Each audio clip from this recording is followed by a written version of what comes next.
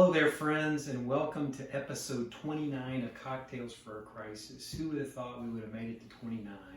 I don't know how much longer we're going to keep going, but we'll keep going a little bit longer. Anyway, it's been a tough week. Oh my gosh, who would have thought that the weeks could get tougher? The nightmare on Tuesday, the president's got the COVID, no shock there, the way he's been behaving, but oh my gosh, the stress is high. I've heard a lot of people say they're just not going to watch the news anymore. I get it. I am sick of the news myself.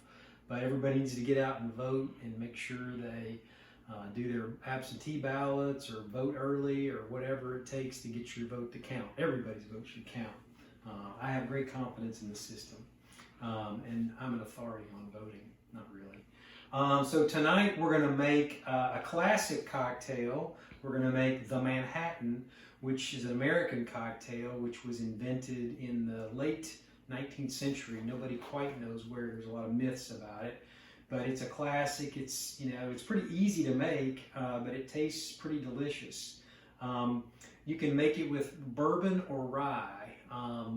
Some people like it with bourbon. They like it a little sweeter. Some people like it rye, a little spicier. I like it with rye. I think Erica tends to like it with rye too. But we're going to make a Manhattan that has sweet vermouth in it, which is sort of the normal way you make it.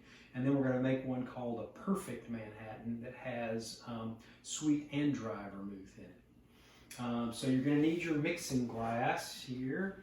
Or you can use a cocktail shaker if you want. And we're going to put in 2 ounces of rye whiskey. I'm going to use Knob Creek. I like the Knob. It's pretty tasty, and well, we went a little crazy there. Use that bottle up, but it's a very good rye. It's kind of middle shelf. It's not too expensive. And then we're going to use Noilly Prat. I don't know if I said that right in French or not. Sweet vermouth. I like this one better than Martini and Rossi, and it's about $14. I think I paid for this one. And then we're going to put an ounce of that in there. You can play around with the levels of vermouth and whiskey that you put in there. It's a 2 to 1 is kind of the way it often happens. And then you got to use your bitters. Sometimes you can, use an orange bitters in there. Some people like Angostura is the classic way. That's the way we're going to do it. Sometimes people will put Peychaud's in there. That doesn't taste like a Manhattan to me. Really, for it to taste like a Manhattan, it needs to have the Angostura. So a couple of shakes of that in there. And again, you can experiment with the proportions to find the proportions right. And we got some ice in our mixing glass. Remember, you use the mixing glass if you are, not using fruit juice. You use the shaker if you're using fruit juice. But you can really do it the way you want. You want to get it nice and cold. Usually you're stirring about 30 seconds, I guess. Get it nice and cold. Remember, this is the one that's got sweet vermouth. And you get your cocktail strainer. We'll put this one in the old Nick and Miller glass. Get that out of the way. Like that. Ooh, that looks pretty. Look at that color. Woo! Alright. Set that down there. And then you want to taste it? I'm not garnished it yet. Erica's not very patient. And let's see, we'll put the lemon peel in there. Express that, give it some color, kind of twisty.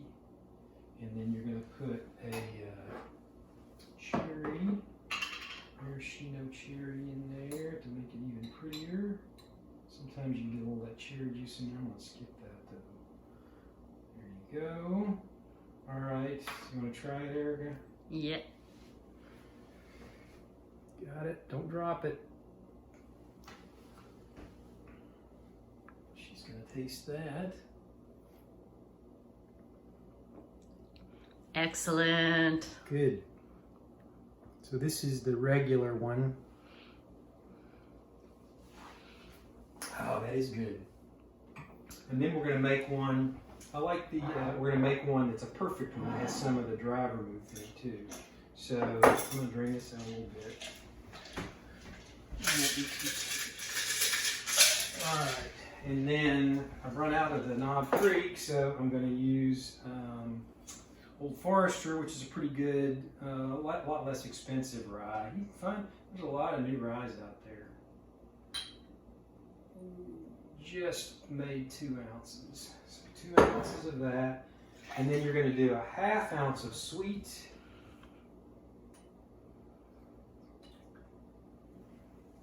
Vermouth and a 1/2 ounce of dry vermouth.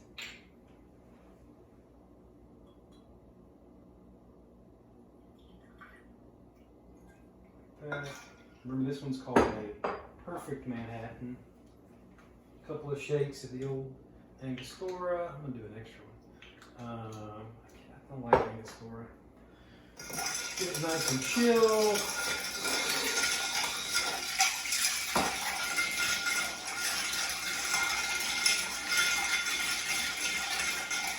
Alright, and then pour this one in a martini glass.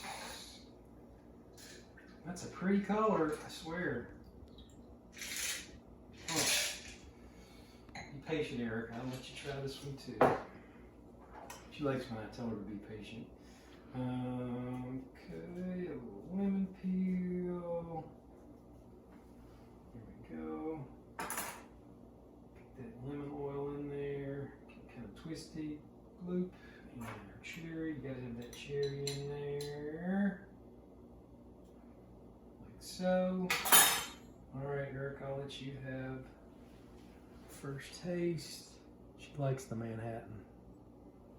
Remember, we made the Chelsea Manhattan in honor of her 50th birthday. You can check that out in a previous episode. I can't remember which number it was.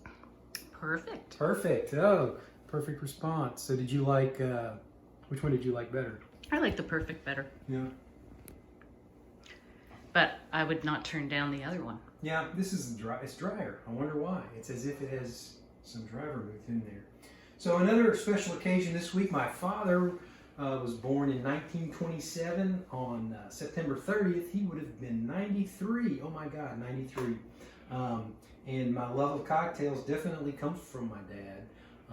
And I loved standing next to him when I was a kid, watching him make all this stuff. And I remember he would make Manhattans, was one that my mom liked. I remember making that. I'll make a Manhattan one time.